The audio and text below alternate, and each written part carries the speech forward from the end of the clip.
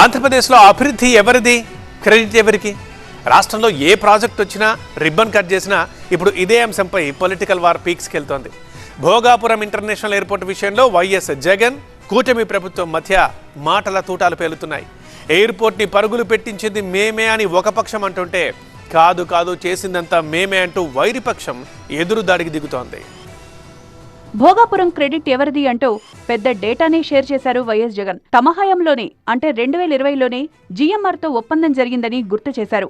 GMR సంస్థతో airport నిర్మాణానికి సంబంధించి అధికారిక ఒప్పందాలు, తదుపరి ప్రక్రియలు జరిగింది వైసీపీ హయాంలోనే అన్నారు. ఇక భూసేకరణ, పరిహారం అంశం. ప్రాజెక్టుకు అత్యంత కీలకమైన భూసేకరణ ప్రక్రియను పూర్తి చేసి నిర్వాసితులకు నష్టపరిహారాన్ని చెల్లించింది సైతం వైఎస్ఆర్సీపీ ప్రభుత్వమే అంటున్నారు జగన్. భూసేకరణ, R&R కోసం 967 కోట్లు, ఎయిర్పోర్టుకు నీళ్లు తీసుకురావడం కోసం 75 కోట్లు, ఇన్ఫ్రాస్ట్రక్చర్ కోసం 134.5 కోట్లు, ప్రత్యామ్నాయ రోడ్ల కోసం 7.29 కోట్లు, సబ్స్టేషన్ కోసం 2.35 కోట్లు, మొత్తంగా 1200 కోట్ల రూపాయలు ఖర్చు పెట్టింది తామే అన్నారు వైఎస్ జగన్.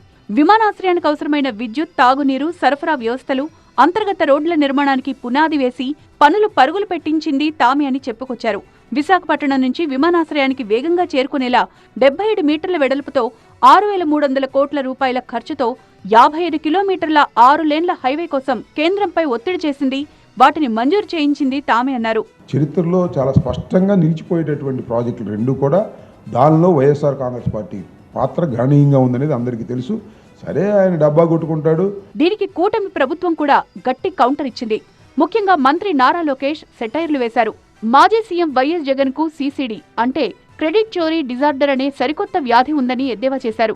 ఏ అభివృద్ధి జరగకపోయినా వేరే వాళ్లు లేదా గత ప్రభుత్వాలు కష్టపడి తెచ్చిన ప్రాజెక్టులకు కూడా తామే కారణమంటూ మైండ్ గేమ్ ఆడుతున్నారని మండిపడ్డారు. అసలు భోగాపురం ఎయిర్పోర్ట్ కు తొలిసారి ఆలోచన చేసి శంకుస్థాపన చేసి ల్యాండ్ పూలింగ్ ద్వారా వేగంగా అడుగులు వేసిందే గత తెలుగుదేశం ప్రభుత్వమని కూటమి నేతలు గుర్తు చేస్తున్నారు.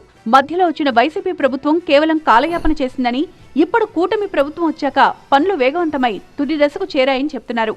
ఆ రోజు ఏం మాట్లాడారో ఒకసారి అర్థం చేసుకోవాలి. ఎర్ర బస్సు కూడా రాని భోగాపురానికి ఎయిర్పోర్ట్ ఎందుకు?